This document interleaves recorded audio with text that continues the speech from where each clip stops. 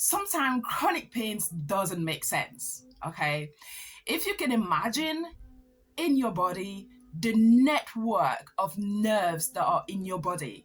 So imagine those nerves decided to talk to you, okay?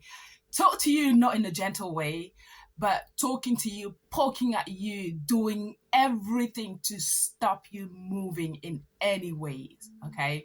So sometimes the neuropathic pains cannot be explained because you can be fine for a second and the next minute you can't move, okay? So my challenge used to be being unable to walk for more than 3 minutes without using any street furnitures. It was so bad at some point that I started to be a bit of a recluse.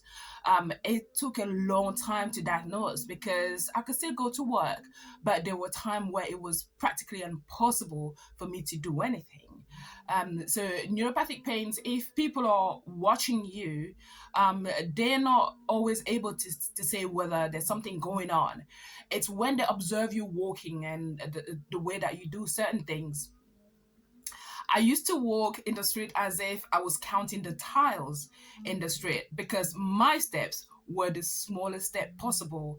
And if I stepped on a pebble in the street, I knew that I stepped on a pebble. Okay. When your nerves hurt, sometimes even the clothes that you wear hurt you, and sometimes it feels like there's an elastic being pulled on the back of your head and it makes you jerk. Sometimes when I ate, I could feel the food go on because it will feel like every nerves that food touched were hurting. I most often ended up with stomach pains because when the food landed in my stomach, I knew that it had landed because my stomach would stop hurting. So the clothes were burning, and sometimes I would spend so much time trying to find the correct pair of shoes to wear because everything at the touch of the skin felt like a burn. What else? Hearing noises felt like were literally hurting. So neuropathic pain sometimes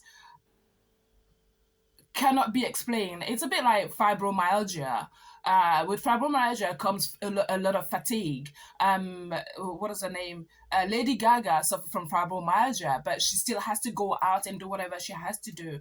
And with my chronic neuropathic pains at the time, when it started really, really being bad, I still had a full time job, and sometimes they could not understand what was going on because it took it took 12 years for the doctor to put a name on it.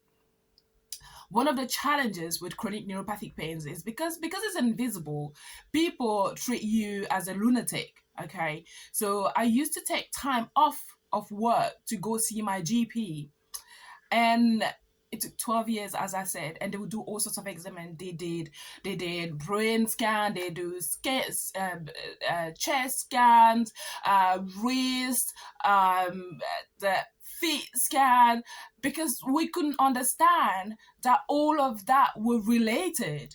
It was unexplainable.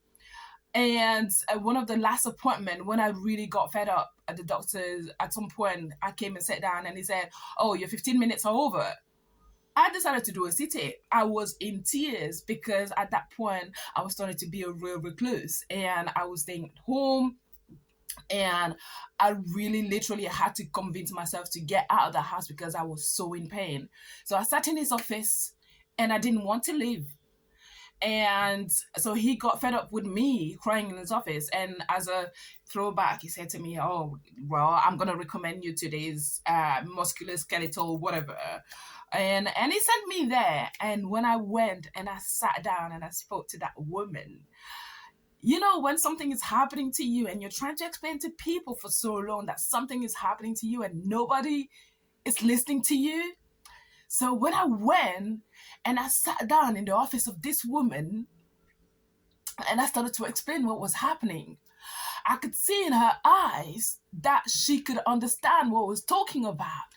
And that in itself, it is such a relief, because when somebody can hear you and understand what you're talking about, it makes a difference. It makes a big difference.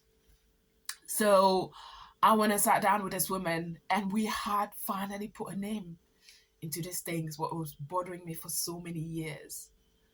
And I was really thankful for that day. But that was just a new start. It had a name, and I can go to the office and say, this thing has a name. Can you believe the difference it made? It makes such a difference when somebody actually pays attention to what's going on in your body. So we'll continue in the next video. So come back to check the end of the video. All right, see you in a bit.